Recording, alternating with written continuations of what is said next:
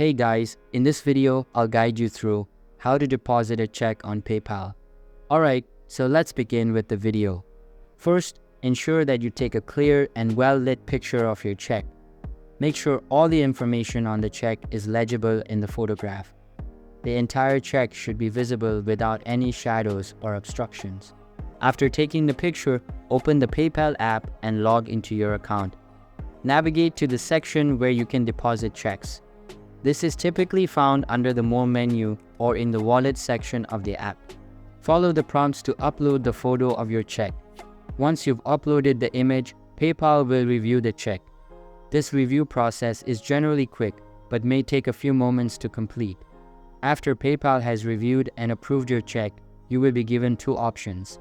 1. You can choose to pay a small fee to have the funds credited to your PayPal balance almost immediately.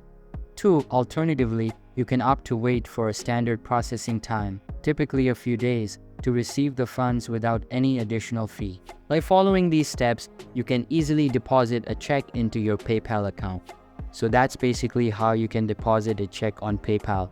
So that's all for this video. If you find it helpful, consider subscribing and giving this big thumbs up, and I'll catch you in the next one. Thanks.